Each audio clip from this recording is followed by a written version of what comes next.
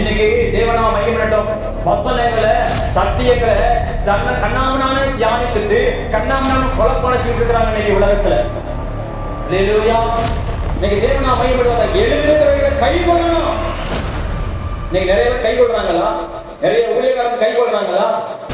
இன்னைக்கு தேவனுடைய அபிஷேகத்தை வியாபாரம் பண்றாங்க, தேவனுடைய அழைப்பையே வியாபாரம் பண்றாங்க, கட்டப்பட்ட ஊழியத்தையே வியாபாரம் பண்றாங்க. தேவனாம மையமிட காசுக்காக, பணத்துக்காக, ஆடம்பர வாழ்க்கைக்காக ஒரு ஊழியத்தையே என்ன பண்றாங்க? விற்கிறாங்க.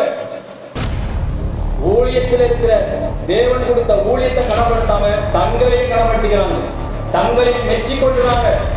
பொய்யான தீர்க்க தரிசனம் உரைக்கிறாங்க, பொய்யான வெளிப்பாடுகளை சொல்றாங்க, பொய்யான வார்த்தைகளை சொல்லி இன்னைக்கு மக்கள் மத்தியில் விதைக்கிறாங்க. ஒருத்தர் சொல்றாரு, சீடியை எடுத்தீங்கன்னா உங்களுக்கு அற்புதம் நடக்குங்கிறாரு. ஒருத்தர் செங்கல்ல வச்சீங்கன்னா உங்களுக்கு வீடு கட்டப்படுங்கிறாரு. ஒருத்தர் சொல்றாரு, நீங்க பேங்க்ல போய் பாருங்க உங்களுக்கு அக்கௌண்ட்ல பணம் வந்துருன்னு சொல்றாரு.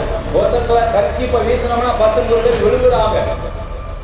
என்ன பாட்டுல ஆண்டவர் சொல்றாரு, வியாதி உள்ளவனுக்கு எண்ணெய் பூசி ஜெபிச்சா கர்த்தர் எழுப்பார் சொல்லி. இன்னைக்கு எண்ணெயின் பேர்ல பல வியாபாரம் நடக்குது. நீ பைபிளே வேற மாதிரி அச்சடிக்கிறாங்க. ஜாக்கிரதை.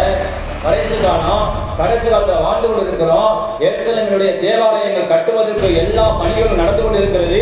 ஆஜாதி ராஜா தேவாதி தேவன் வரப்போகிறாரு.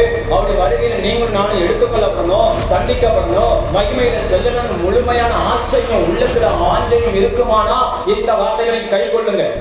அவர்கள் பாக்கியவான்கள். வேத வார்த்தைகளை, வேத வசனங்களை கை கொள்ளுகிறவர்கள் பாக்கியவான்கள். தேவனுக்கு கீழ்ப்படுகிறவர்கள் பாக்கியவான்கள். தேவனுக்கு செவி கொடுக்கிறவர்கள் பாக்கியவான்கள். அல்லேலூயா. வேதம் சொல்றது அவர்களால் பாக்கியவான்கள். அடுத்ததாக ஸ்தோத்திரம், காலம் இனி செல்லாது. அப்ப தேவன் நாம் மையப்படுவதாக எழுதியிருக்கிறவைகளை நீங்கள் கை கொள்ளணும்.